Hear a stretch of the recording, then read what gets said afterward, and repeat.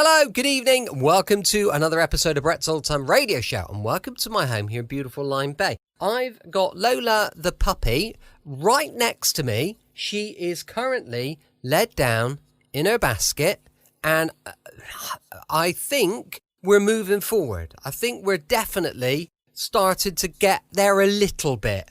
I know it takes time with a puppy. We've had plenty of puppy experience over the years, but I'd forgotten quite how painful it can be just getting them trained. But bless her, she's doing all right. She's led next to me here in the studio, fast asleep at the moment. Huge thank you for joining myself and Lola once again for our regular late night visit to those dusty studio archives of old time radio shows right here at my home on the south coast of the United Kingdom. I'm Brett, I'm your host for our nighttime podcast. Welcome to another episode. I've got Facebook, Instagram and YouTube. Go check them out. They're all called Brett's Old Time Radio Show. And I've got a supporter page at patreon.com/Brett's Old Time Radio Show. Time now for adventure and mystery with our Tuesday night visit to 221B Baker Street, the home of Sherlock Holmes and Dr. Watson. This is an episode first broadcast on the 13th of May 1946. It's called The Uneasy Chair. Petri Wine brings you Basil Rathbone and Nigel Bruce in the new adventures of Sherlock Holmes.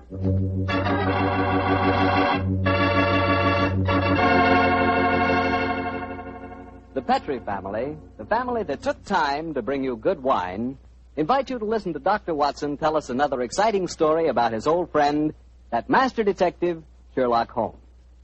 As for me, instead of telling you something, I'd like to ask you something. Do you like chicken? How do you like it best? Roasted, fried, or in a stew with dumplings? Well, whatever your favorite may be, you'll like that chicken infinitely better when it's served with a glass of Petri California Sauterne. Now there's a combination. Chicken and Petri Sauterne. Petri Sauterne is a white wine, pale golden in color, delicately fragrant, and clear as crystal. And what a flavor that Petri Sauterne has. I'm telling you, Petri Sauterne is just about the last word in dinner wine. Oh, one more tip. Remember to serve Petri Sauterne with fish or any kind of seafood. Good, it's great. To be sure you have a glass of good wine, be sure it's Petri wine.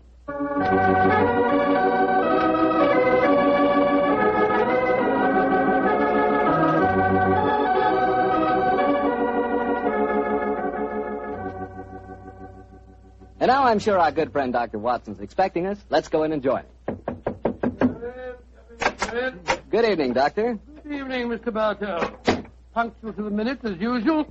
Draw up a chair and settle down, my boy. Well, I won't settle down too far, Doctor.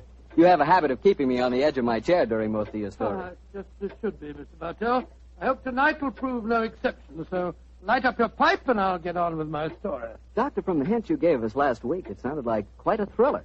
How did it begin? On a cold winter morning in 1897, Holmes and I, our breakfast just concluded, sat on either side of a cheery fire in our Baker Street lodging. A thick fog rolled down between the line of dun-colored houses, and the opposite windows loomed like dark, shapeless blurs through the heavy yellow reef. Another London pea souper, huh, Doctor? Exactly, Mr. Bartell. Our gas was lit and shone its flickering light on the white cloth and glimmer of china, for the breakfast table had not been cleared. Holmes was busy cross-indexing his record of crime, while I was engrossed in one of Clark Russell's fine sea stories. Our morning was not destined, however, to be a quiet one. For shortly after 11 o'clock, Mrs. Hudson ushered a young lady into our room. A young lady who seemed to be in serious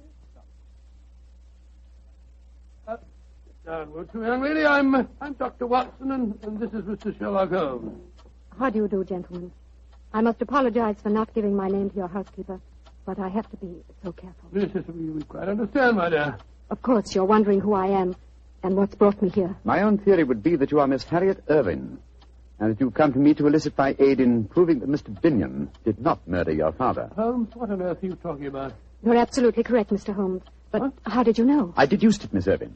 You're wearing very new and extremely expensive mourning, presumably for the first time, since a few basting threads are still in evidence. You wear no ring, so evidently you're not in mourning for a husband. The only man whose death the papers announced in the past few days and who left a young daughter wealthy enough to purchase such garments is Sir Edward Irving. And since the police have already made an arrest, obviously wish me to disprove the police theory and intercede for young Binion. Mr. Holmes, you're wonderful. That's just what I want you to do.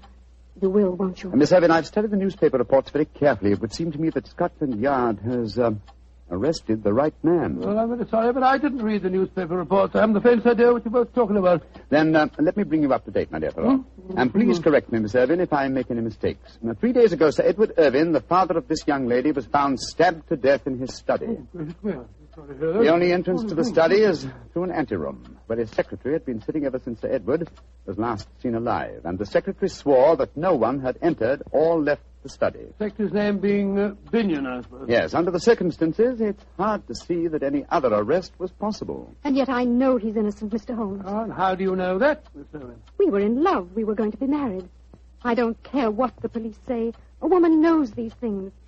Robert Binion did not kill my father. Did your father approve of the engagement?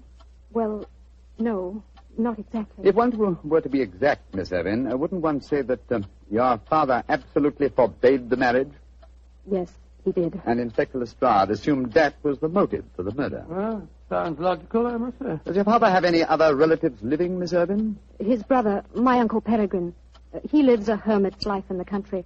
We've seen very little of him in the last few years. Was he left anything under your father's will? No, I was the sole beneficiary. Please help me, Mr. Holmes. If you'll just talk to Robert, you'll know he's not guilty. Oh, there's no harm in talking to him, Holmes. After all, our old friend Lestrade handled the case, and he's made a good many mistakes in the past. Oh, haven't we all, old chap? Well, Miss Irvin, I'll do what I can, but I promise nothing. Bless you, Mr. Holmes. Where is your fiancé being held? At Scotland Yard. I talked to him there just before I came to you. Scotland Yard, eh? Splendid. We can talk to Lestrade at the same time. Watson, your hat... My hat and coat? Precisely, old fellow, your hat and coat.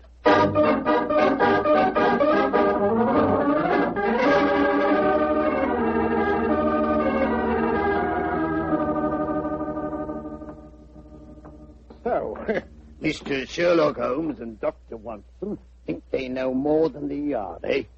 Come over here to teach us our business, I suppose. Nothing of the sort, Lestrade. We came over here to make a few inquiries. I'll tell you, gentlemen, that you're wasting your time.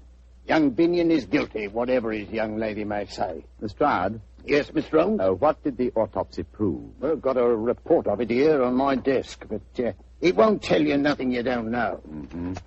Death was instantaneous, caused by some weapon like a long needle, a fine stiletto, or an ice pick, penetrating the brain at the base of the skull. And no such weapon was found in the room. Or on Mr. Binion.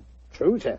But then he had the chance of disposing of it. Well, just the same, the murder weapon hasn't been found, has it? No, Doctor, but we'll find it. Don't you worry about that. I should like to talk to the prisoner, if you don't mind. Well, of course I don't mind.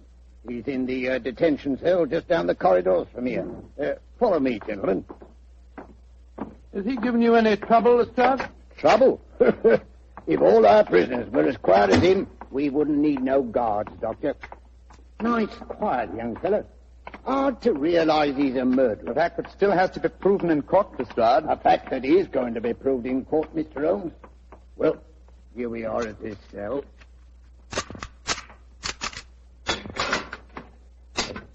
You've got visitors, Binion. Very distinguished visitors. Who are you, gentlemen? My name is Holmes, Sherlock Holmes, and this is my colleague, Dr. Watson. I'm sorry to see you in this plight, Mr. Binion. Mr. Sherlock Holmes. Then Harriet did come and see you when she left you. I'm so glad. You'll get me out of this mess. I know you will. Even Mr. Sherlock Holmes can't get you out of this one, young fellow. Mr. Binion, I promised your fiancé that I'd try and help you. My obvious course is to go to Sir Edward's house and examine the room in which the tragedy occurred. But before I do that, I'd like to ask you a question or two. Ask me any question you want to, sir. It was you who discovered the body, I understand. Yes, Mr. Holmes. Please describe the circumstances. Sir Edward was in his study. I'd been working in the anteroom adjoining. At 5 o'clock, I went in to say good night to him, and I found him slumped in his chair, dead, with blood streaming down the back of his head. Of course, I sent the butler for the police at once. Could anyone have entered that room without your knowledge? No, Mr. Holmes, I never left my desk. And there was no other entrance to the room save through my office. Well, how about the windows in Sir Edward's room? They were locked from the inside, Doctor. You don't need to worry. We examined the window ledges, not a mark. No one came in that way. What is your theory of the murder, Mr. Binion? I haven't one, Mr. Holmes. I'm completely baffled. I'm certain that no one entered that room. Yet I swear to you that I didn't stab him. So I can understand the police believing I did. Mm-hmm. Lestrade, I should like to examine the room in which Sir Edward was murdered. Well, easiest thing in the world, Mr. Holmes. I'll drive over with you if you like. His house is in Nightime. Oh, you needn't bother, Lestrade. We can quite well go by ourselves. Well, not a bit of it, Doctor. I'd like to come with you. Oh, why, Lestrade? You're convinced Mr. Binion is guilty, are you? Won't you be wasting your time? Not me. For once I know you're on the wrong side of a case, Mr. Holmes, and I want to be there and see your faces when you find it out.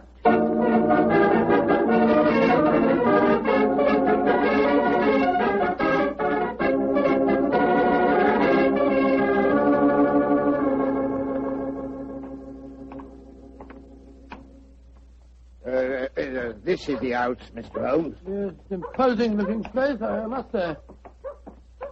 I imagine, Lestrade, that you still have a police guard inside. Oh, yes, Doctor. There's been a sergeant guarding the dead man's room day and night. We still haven't found the missing weapon, you know. Yes, gentlemen. I'm Inspector Lestrade of Scotland Yard. We wish to examine the house. I must see your identification, sir. What are you talking about? I've been in and out of this house half a dozen times. I have my orders, sir. Oh, very well. Is Miss Irvin at home?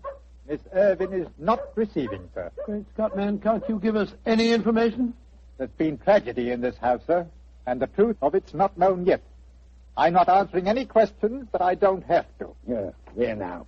Does this police guard satisfy you? Inspector Lestrade. Very good, Inspector. You may come in. May I direct you, gentlemen? No, thank you. I know this house nearly as well as you do. I think not, Inspector. I've served here for 27 years.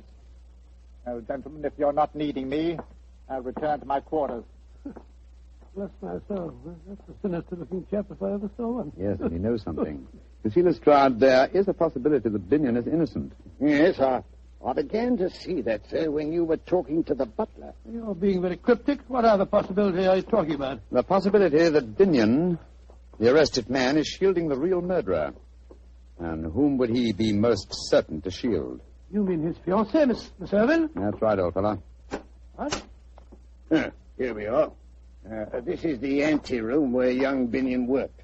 And that door there leads into the study where Sir Edward was found. Nothing been touched, of course, since the discovery of the crime? Oh, no, Mr. Holmes. That's why we've had a constable on duty in there night and day. Before the trial, we're bringing experts in to test the room for secret panels or anything of that kind. Let's examine the dead man's room, shall we? Right you are, Mr. Holmes. Webster. Webster, get out of that chair and stand up, can't you? You're on duty. To sleep. Tati. He's dead. Yes. The trickle of blood oozing out from the base of his skull. Well, strike me pink. He's been killed the same way as Sir Edward was. I presume you'll agree that Mr. Binion didn't commit this murder, Lestrade. Oh, of course not, Mr. Holmes. He couldn't have done it. He's locked up at the yard. Well, what are we going to do? Ask the butler to come here, will you? Oh, well, right you are, sir. What do you make of their wound, Doctor? Well, to fit the description of the one that killed Sir Edward. There's a fine puncture here at the base of the skull. By Jove, Holmes, they mentioned a stiletto or an ice pick. A wound like this might be caused by one of those long steel hat pins that women wear. Yes, it's a possibility, Watson, a distinct possibility. And Miss Irvin was wearing a long hat pin this morning, if you remember. Plastered walls. A little chance of secret panels here, I should say. And the window's locked from the inside, eh? Here he is, Mr. Holmes. Oh, yes. And by the way, what's your name? Travers, sir. You see what's happened, Travers? Yes, sir, I see. The constable's been killed just like my master. Now, tell me, Travers, is this room exactly as it was in Sir Edward's lifetime? Yes, sir. Except that my master was not in the habit of keeping the corpses of policemen in here. Here, don't try to be funny, Travers. Don't you realize you're mixed up in a murder case? I meant no offense, gentlemen. Remarks in very bad taste, my good fellow. The point of my question, Travers, was to find out if any of the furniture in here had been moved lately. Not moved, sir. But there has been a piece of furniture added. That armchair the dead man's lying in. The same chair in which Sir Edward's body was found. Of course, that's the answer. Travers, when was that chair delivered? And who delivered it? It was delivered the day before Sir Edward died. It came from Silver Schwartz's antique shop in Bond Street, Aha! sir. That game's afoot, Lestrade. See to the removal of this poor man's body. Seal the room, and for heaven's sake, keep this latest death a secret for a day at least. Within that time, I hope to have your murderer for you. Then we're going... We're going, my dear chap, to Silver Schwantz's antique shop in Bond Street.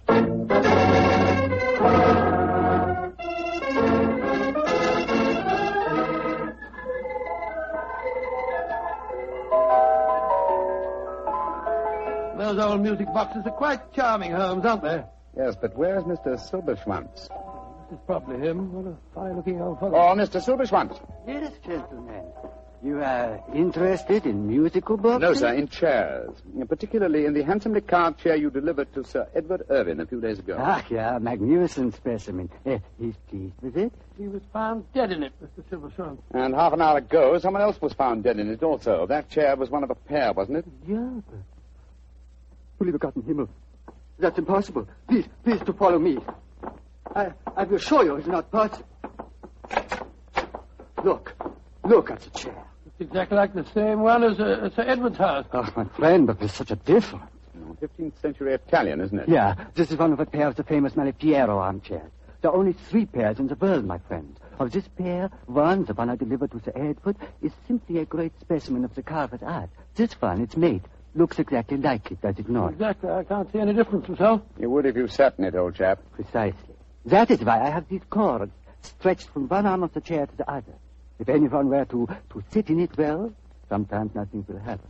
But sooner or later, a hand will press on this hidden spring in the arm here, and death will strike. But nothing happened when you pressed the spring then, Mr. Silverstone? No, I don't understand. I do.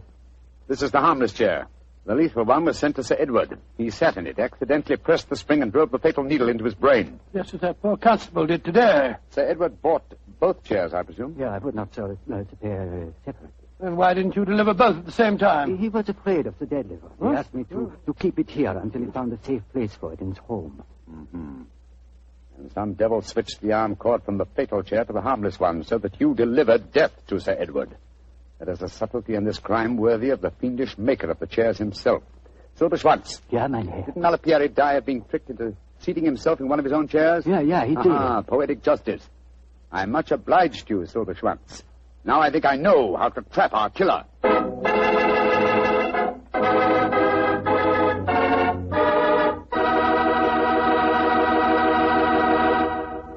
Dr. Watson will bring you the rest of his story in just a second, so I'm just going to tell you that after a good dinner, there's nothing quite like a glass of good Petri California port. Petri port is really a wonderful wine. A deep, hearty red in color and rich and truly delicious in flavor. You know, port wine is actually America's favorite wine. Try a glass of Petri port and you'll know why. Petri port is not only fine after dinner, it's perfect whenever good friends get together. Just keep in mind the name Petri, because Petri wines are good wines.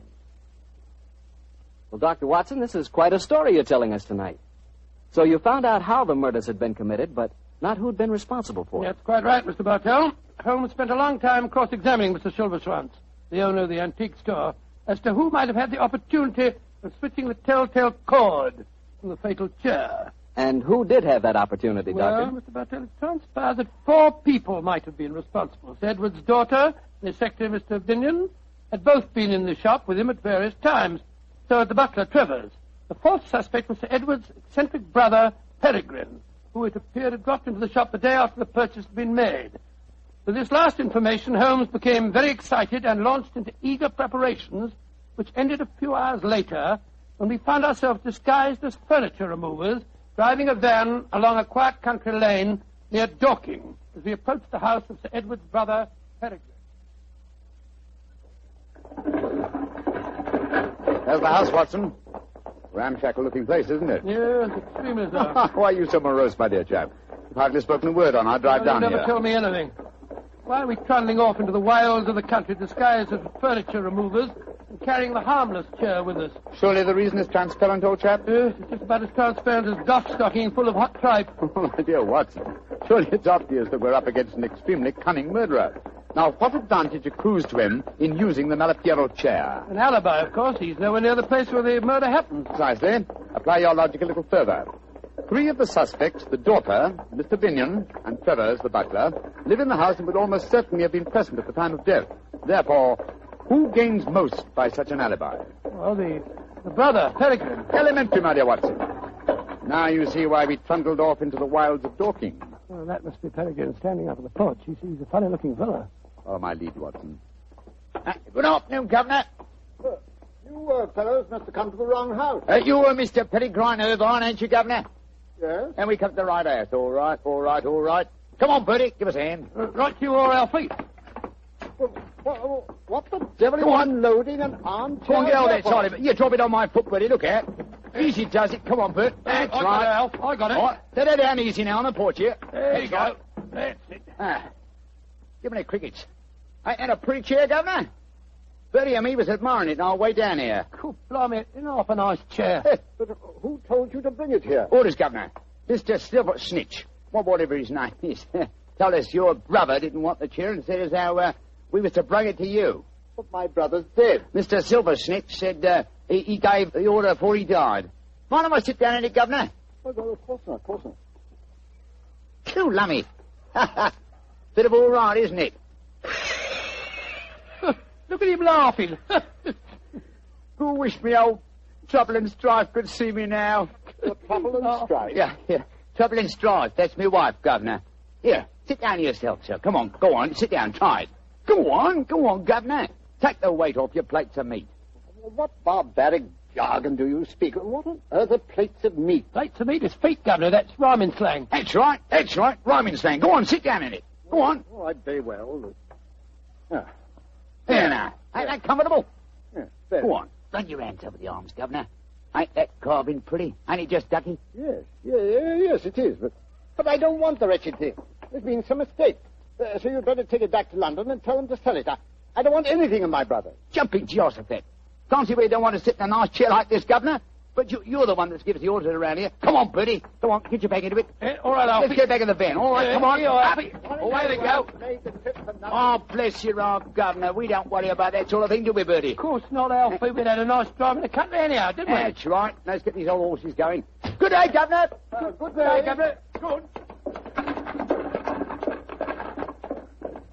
That was a false trail, Holmes. Obviously, he knew nothing about the chair. He thought it was perfectly harmless. And, as indeed it was. But the murderer would have thought it fatal. I've slipped up in my reasoning somehow, confound... Oh, but of course! Oh, what a fool I am! We must get back to London as fast as these tired nags can take us. Come on, get up there! Get up! What's the next move, Holmes? Back to Sedgwood's house and the staging of a little drama that I'm sure will give us the final answer to this problem.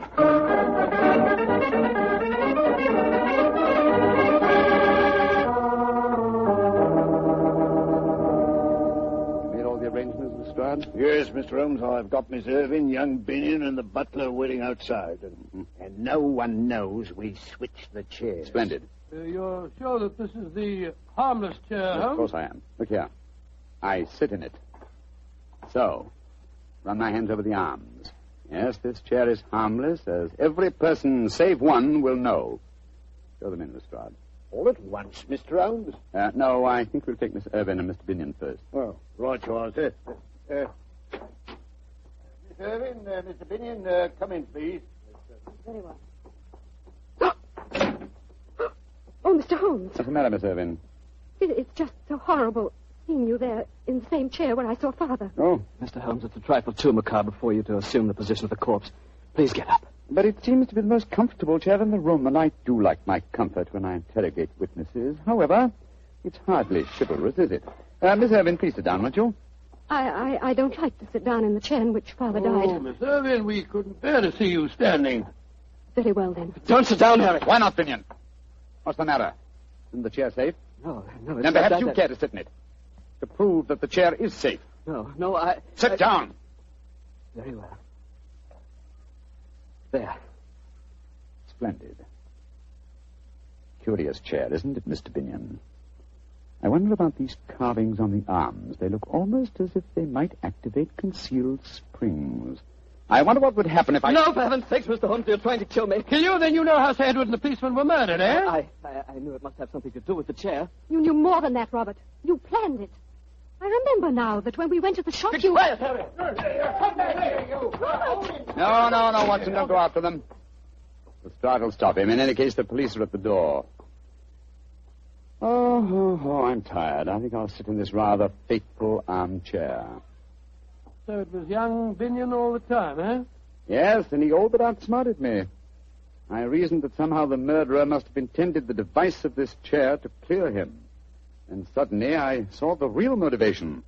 How better establish his innocence than seeming to be obviously guilty, and yet leaving a trail whereby an astute deduction could seem to clear him. Yes, it was his idea that Miss Irving came to you. He used you as a cat's paw. That's right, Watson. I'm afraid this whole case is a rather humiliating experience for me. Well, why do you say Lestrade that? had arrested the right man in the first place.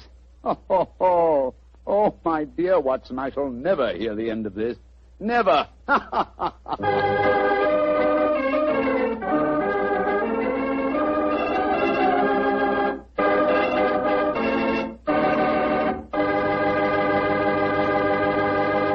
As usual, Doctor, that was a swell story.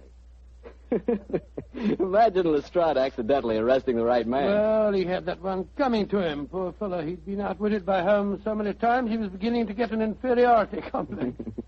What about Miss Irving? How did she take it when her boyfriend Binion was proved guilty? Well, when she realized that her sweetheart had actually murdered her father, as they say in the penny thrillers, her love turned to hate.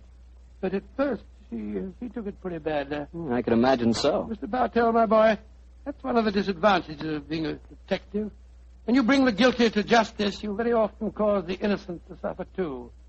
Believe me, never become a detective. Stick to being a wine expert. You calling me a wine expert? Now, wait a minute, Doctor. All I know about wine is that it either tastes good or it doesn't. And I know that Petri wine always does taste good. And I know why, too.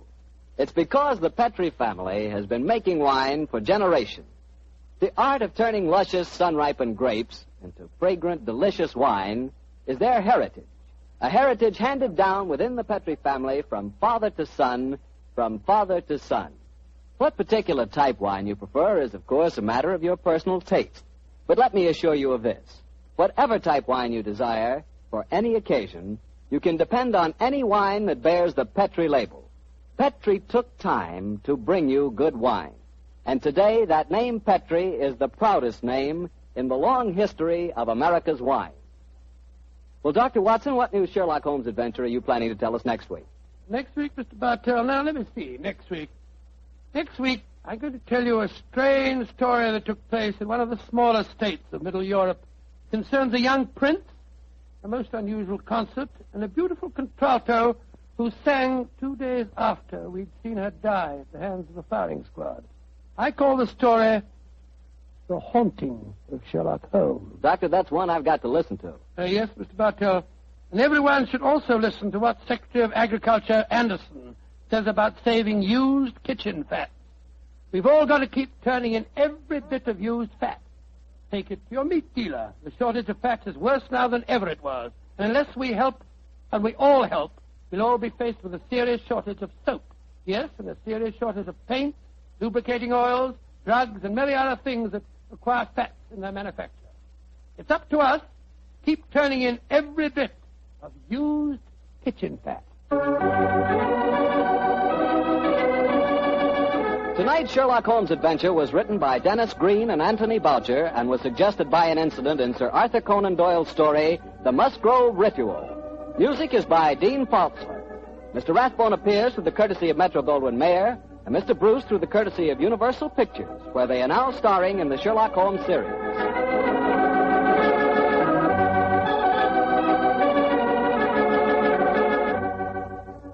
The Petri Wine Company of San Francisco, California, invites you to tune in again next week, same time, same station. Sherlock Holmes comes to you from our Hollywood studio.